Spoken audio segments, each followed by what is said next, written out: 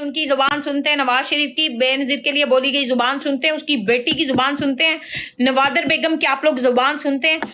इन लोगों की इतनी सी हैसियत है हमारे मुल्क में, इन मोदी के यारों की, इन पाकिस्तान के गद्दारों की। ठीक है, जब मैंने आपको कहा कि पाकिस्तान को आपके वक्त और आपके नजराने की जरूरत है, तो आप पाकिस्तान को वक्त का नजराना कैसे देंगे?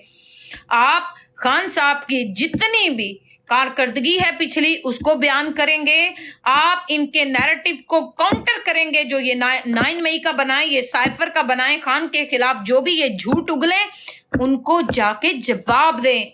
इस टाइम अगर 4 महीने, 6 महीने, 1 साल आपके मुल्क के लिए आपको टाइम देना पड़ता है ना, अपने वतन को टाइम दें। खान साहब ने 26 साल दिए इस वतन अजीज को, और आज वो सारा कुछ हमें देने के बाद जेल में बैठा हुआ है। समझ रहे हैं आप सारे वीडियो तो बना रहे हैं मेरे पाकिस्तानियों पे कह के, बहुत खूबसूरत वीडियोस बनी हैं। कैदी नंबर 804 खान साहब का टाइटल है। खान साहब को ये भी नहीं पता था कि मेरा सीरियल नंबर ये है, किसी भी कैदी का सीरियल नंबर होता है।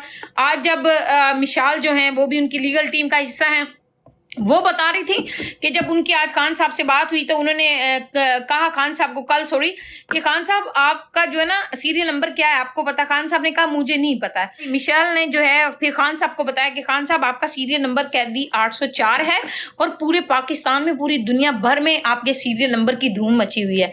तो खान साहब उस चीज पे कहती है मुस्कुराए और खुश हुए। आप लोग जिस तरह से ट्रेंड लेके चल रहे हैं, खान साहब के काम किए हुए बाहर निकालें, अक़वाम मुत्तहिदा में की हुई तकरीरें, अपनी जिम्मेदारी समझ के वो तकरीरें निकालें। खान साहब का जो कैंसर हॉस्पिटल के लिए, गरीबों के लिए काम किया गया, वो निकालें। खान साहब के जितने 2-4 विजिट किए थे आप उन्होंने अपनी हुकूमत में इधर उधर के उस टाइम, वो निकालें, उनके मुआहदे निकालें, उनकी वो सारी बातें निकालें। इन्हें पता चले कि इनकी पाकिस्तान में कोई हैसियत नहीं है। इन्हें पता चले कि पाकिस्तानी अवाम इन्हें पसंद नहीं करती है। एक सारा मीर नहीं, ओ हमारे जैसे हजारों सारा मीर कुर्बान हमारे वतन के ऊपर, मेरे अहलो याल कुर्बान मेरे वतन के ऊपर। पाकिस्तान वो मुल्क है जिससे हमारी पहचान है। पाकिस्तान वो मुल्क है जो कलमा तैयबा की बुनियाद पे बने। पाकिस्तान हमारा घर है, हमारे घर को तोड़ा जा रहा है, हमारे घर में हमसाए कब्जा करना चाह रहे हैं। ये चीजें आपने कभी भूलनी नहीं है। नवाज शरीफ जैसे लोगों को मुसल्लत होने नहीं देना पाकिस्तान के ऊपर। आपको पता होना चाहिए कि उस्मान डार को इन्होंने अगवा किया। उस्मान डार की मां ने कहा है मेरा बेटा कॉन्फ्रेंस नहीं करेगा। उस सनम तैयबा अगर जुर्रत के साथ अंदर बैठी हुई हैं तो आपको क्या है, मुझे क्या है? निकलें बाहर, बात करें, तहरीक चलाएं, घर घर रातों को जाके मीटिंगें करें, कॉर्नर्स पे मीटिंगें करें, स्कूल्स में मीटिंग्स करें, यूनिवर्सिटी में मीटिंग्स करें। इतना सारा कुछ बोलने का मकसद सिर्फ ये है कि अपने मुल्क को बचाओ, इन मोदी के यारों से अपने मुल्क को बचाओ। मोदी जैसा बंदा जिसकी कोई हैसियत नहीं है, वो हमारे मुल्क को आज चैलेंज कर रहा है।